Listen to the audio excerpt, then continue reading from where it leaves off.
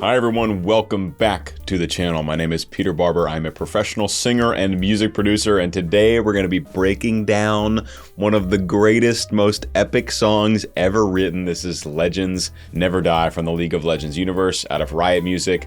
This is the world anthem for League of Legends from 2017. This was written by my boy Mako, who I've already had on the podcast once. I'll leave a link to that here, and I'm actually we're already planning to do a second podcast for the release of Season 2 of Arcane. Let's get into it, guys. Really excited to dig into this one.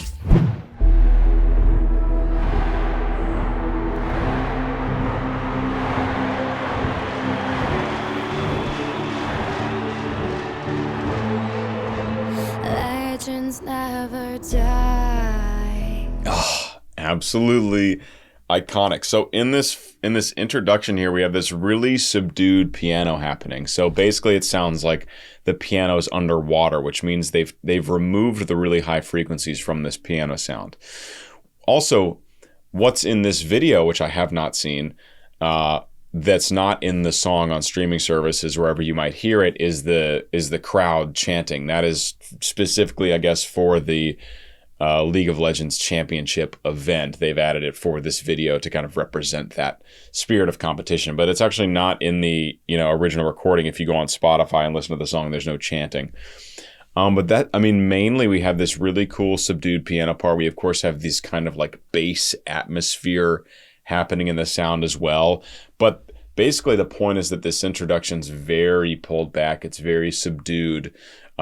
So that we have, so far to go to build towards the climax of the song. And I mean, this song has some of the most big, epic, anthem-like choruses of any music I've heard. A lot of the music, all the world anthems are like this for League of Legends.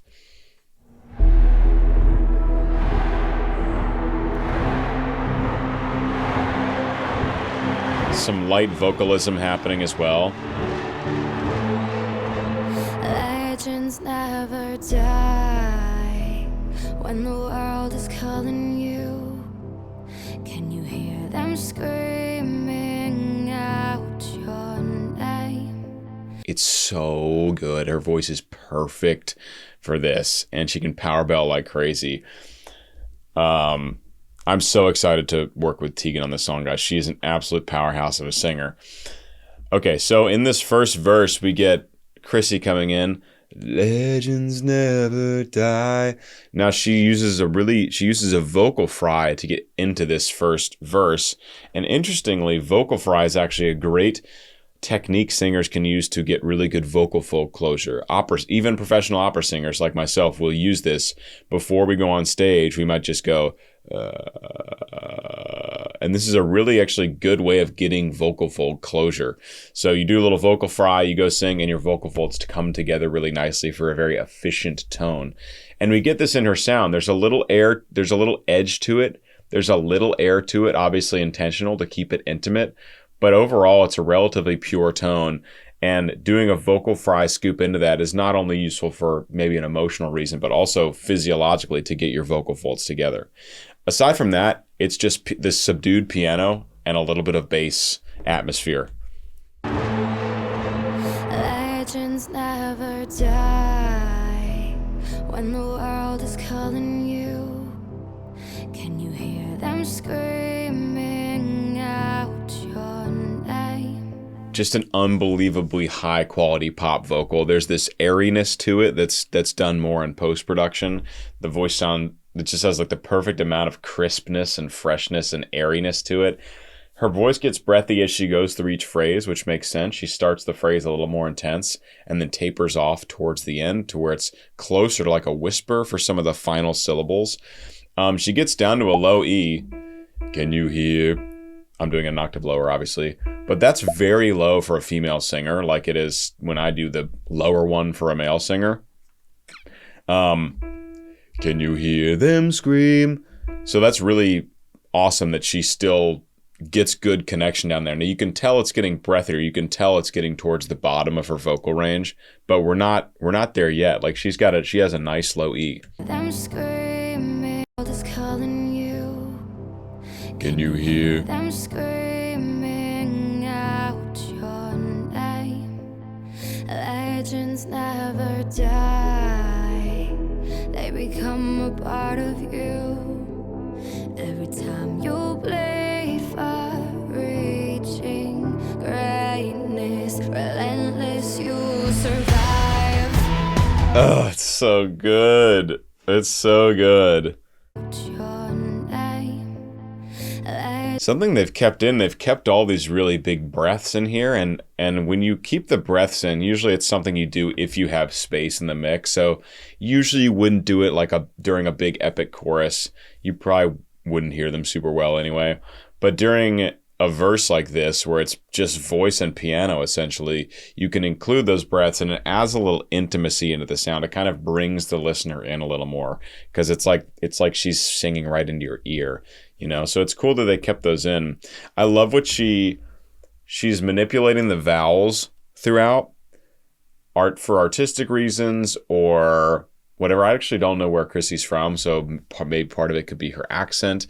But just manipulating vowels and kind of using them to keep a more legato sound, a smoother sound connecting between words. screaming out your name.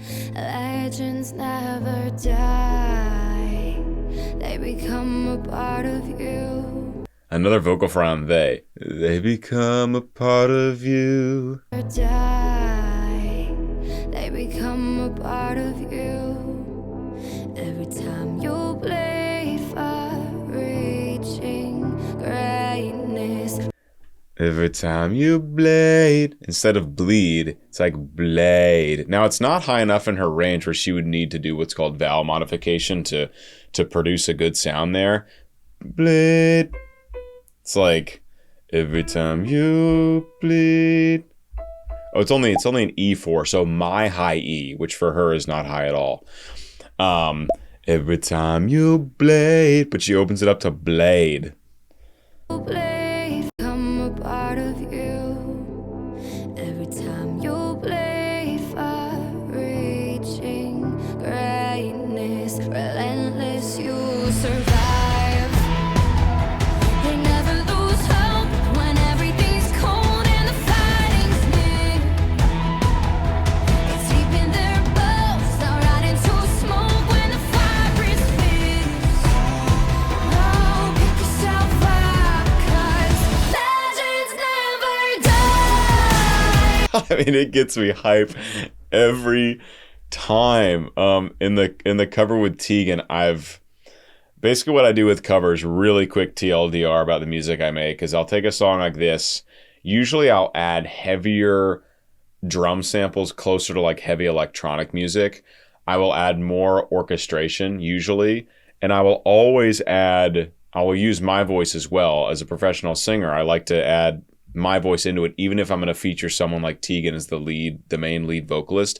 I'll usually put some bass vocal leads in there, so while sing what she just sang, you know, an octave down to start, legends never die, and then, you know, Tegan would come in later. I'll also do a lot of harmonies, tons of big backing harmonies. So in this build up to this chorus, you never lose hope, da-da-da-da-da-da-da.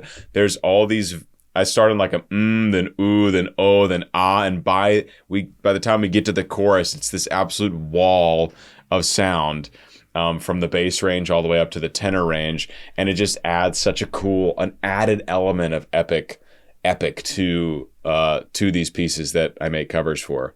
It's hard to make anything more epic than this, and I would never dare to say my version is more epic than this, but adding big backing vocals to a build up to a drop or build up to a chorus adds a really cool element. So anyway, that's that. Otherwise, we have these great war drums that come in. We have this we have this consistent movement in the string section that also comes in this pre-chorus, Every time you play far and some other things. Let me see. greatness, relentless, you survive. They never lose hope when everything's cold and the fighting's near. So main things, we get obviously the big, you know, war drum samples. We get this movement in the string section. Dun, dun, dun, dun, dun, dun, dun, dun, dun, dun, dun, dun. We also get some pretty heavy, like distorted guitars mixed in there as well. And we do have someone singing harmonies. I think they're singing, it's really subtle and it's more airy than the lead vocal, but we do have some harmonies. We also have Chrissy really upping the intensity of her voice, not just because she's getting higher in her range, but because we're building towards a chorus, right? She intentionally was singing with intimacy and added breathiness in the first verse. Now we're getting towards this big epic chorus, so she's adding vocal fold closure, she's adding power and intensity into her sound. Never lose hope when everything's cold and the fighting's near. It's deep in their boats, they'll ride into smoke when the fire is fierce. Oh, pick yourself up, 'cause legends never die. When the world's calling you, can you hear them screaming out your name? Legends never die. They become a part of you. Every time you bleed for reaching greatness, legends never die. It is truly one of the most epic choruses in existence, I swear. The instrumentation's just huge. I mean, we've got these big backing string sections. We've got these huge drum samples, even bigger than the pre-chorus. We have Chrissy really belting way up into her range. Up, your blade fall. Like way up to that high E. Full chest voice connection. She's not even using a mix or a head voice. She is belting, chest voice belting all the way up to that high E. Perfect vocal fold closure, so much power and intensity in the sound. And one of my favorite things about this song is how they cut everything out before the chorus comes in. Legends never die. And then all the instrumentations hit you like a tidal wave. Just amazing. So well written. Oh, pick yourself up, 'cause legends never die. When the world's calling you, can you hear them screaming out your name? So like we have more movement in the drums, like there are literally more sounds happening than in the pre-chorus. We have some big synths moving around the whole stereoscopic image, moving around the soundscape. We also have just a lot of like noise. It almost sounds like there's a big crowd in the back. There's just so much noise, and a lot of that's created by putting delays and reverbs on things like crashes or hi-hats that have a really high sibilance in the sound. If you put like a light 6 or 7 second reverb on a crash, the main sound goes away, and I'm not going to get into too much audio engineering, but you basically send part of that crash signal to a return track that has the reverb on it. Let's say you send, 30% of the original signal, to that return track. So you get a much softer crash sound that reverbs out for 6 or 7 seconds. So it's not like another crash hits and it just gets in the way of everything. The main crash hits, and then you just get like so there's a ton of that happening, which fills up all the empty space in the mix without overloading what's called the headspace, which is kind of how loud you can make a song. And so you have all your main elements, the big drums, the big synths, obviously the lead vocal, obviously the string sections. But if you didn't have any delay and reverb on some of those high frequencies, you would hear emptiness in the sound. It wouldn't sound full, and that's just perception, basically.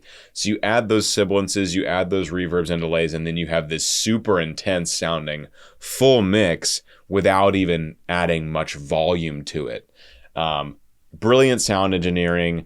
It's, I hope to be able to produce and mix at this level someday. If I keep on keeping on, maybe I'll get there. But that's a great engineering tool.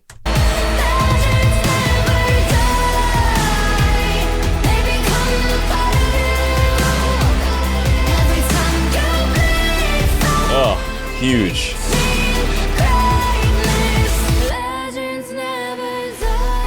Two more quick things to talk about. I could go on and on and on. You bleed. She really sings a true bleed up there. You would expect when she gets that high in her chest range to do just modify the vowel anywhere that's more open than bleed, right? But she really stays true to that vowel, only very slight vowel modification.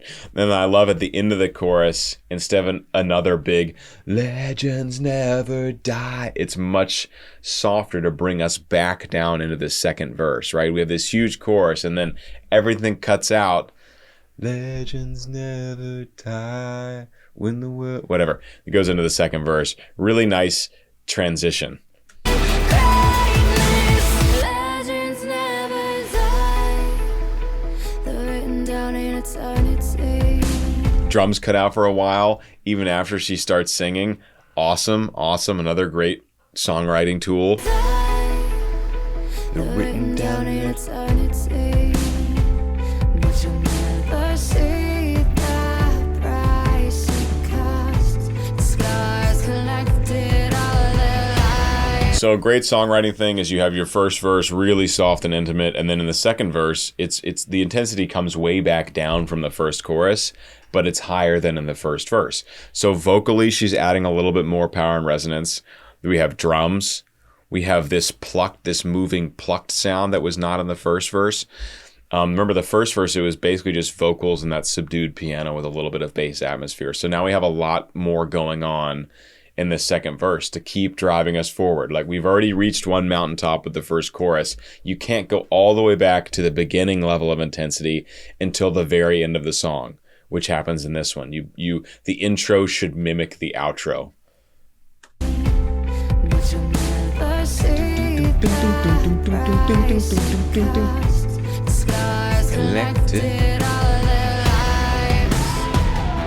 When everything's lost, they pick up their hearts and avenge defeat.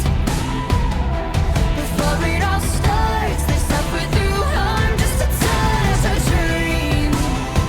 Oh, pick yourself up, 'cause legends never die. Something I love about this second pre-chorus, overall, the musical makeup is pretty much exactly the same to the first pre-chorus, but the lyrics are different. And a lot of times in pop music, you will hear two verses, pre-chorus, chorus, one verse, pre-chorus, chorus, bridge, chorus, chorus, or something like that. And usually the pre-choruses are the same text each time. I love that this one changes the text. And that's kind of a hang up I have about some more formulaic pop music, is that there's just not that much text because so many things repeat so many times. So I love that with the repeated musical material, they did actually change the text and we get another epic set of lyrics here leading into this second chorus. Before it all starts, they suffer through harm just to touch a dream. Oh, pick yourself up, 'cause legends never die. When the world's calling you, can you hear them screaming out? Legends never die. That huge guitar that goes, yeah, going into the second half of the chorus. Can you hear them screaming out? Legends never die. They become a part of you. Every time you breathe, Oh, legends never die. huge upriser going into this bridge. Uplifters or risers are a great either use for transitioning into a new section or building hype into a chorus. That's why, every EDM track you've heard has a going into a drop or doubling the kick, doubling the drum sounds to make it faster. It just revs up intensity. Also in the chorus, there is a lot of backing harmonies and added vocals happening. They're much further back in the mix than the lead vocal.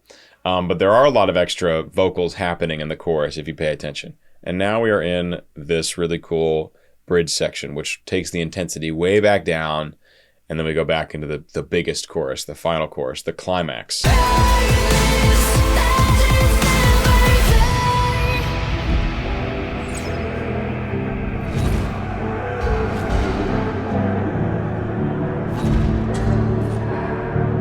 Oh, interesting.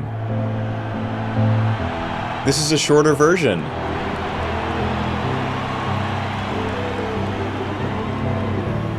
Oh, you see that? Look, this one's timestamped 258. This one's 356.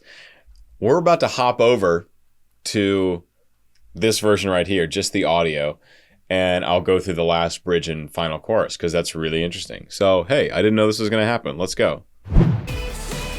All right, here we go, into the bridge.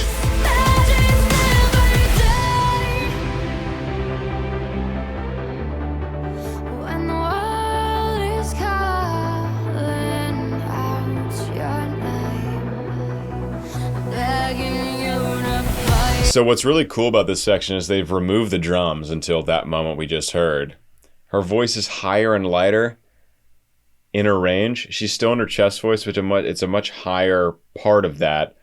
Sorry, it's not as high as we were just singing in the chorus, but it is higher than kind of where we started the song. But she's singing with that soft, intimate singing like how we started the song. There we go. We got there. Very light, very airy. And I love how in the back, in behind her voice, underneath her voice, there aren't drums until the second half of this section, but there is movement in the synths and instrumentation. So we still, even though a lot of the elements have been removed and a lot of the intensity has been removed, we still get that forward motion from the instrumentation. Is this?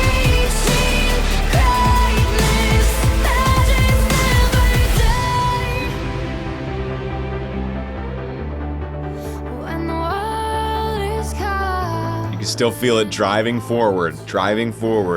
Then the drums come back. Begging you to fight.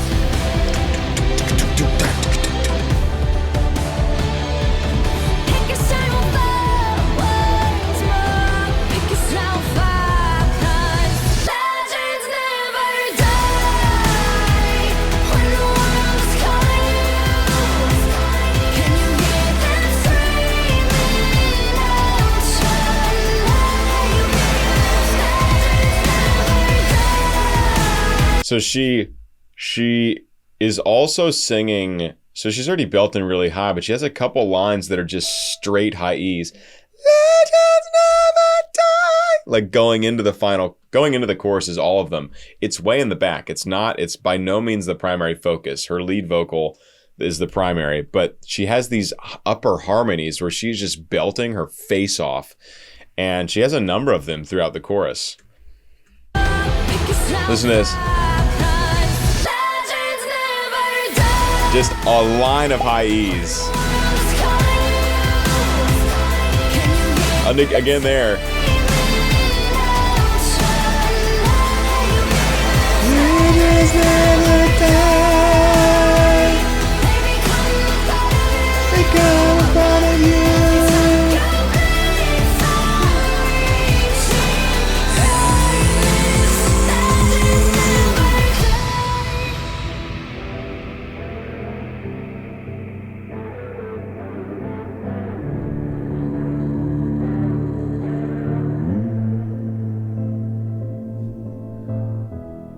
And then again, this outro is super subdued.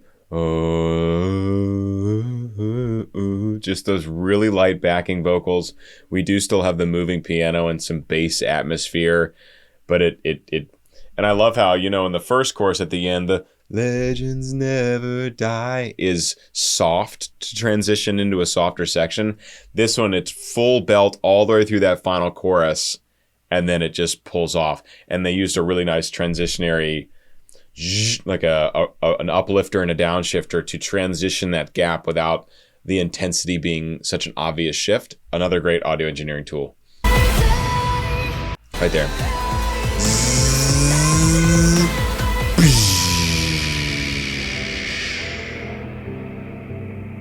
Still going. Like a 10-second reverb.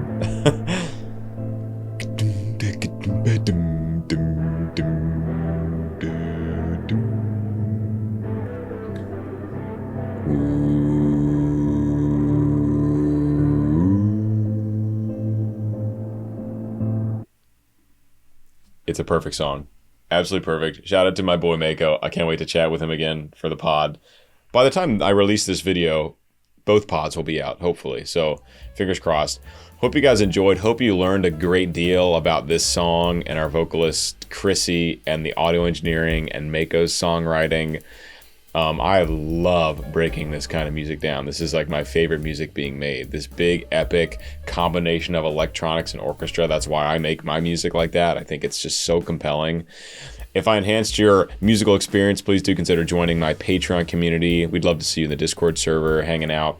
Also, you can do a one-time donation to the channel via Buy Me a Coffee. You can become a YouTube member. And you can also check out all my affiliate links in the description. All those are great ways to support me, in addition to liking, commenting, hitting the bell, and subscribing, of course. That is like primary best thing for the channel. And I'll see you guys in the next League of Legends video. Peace.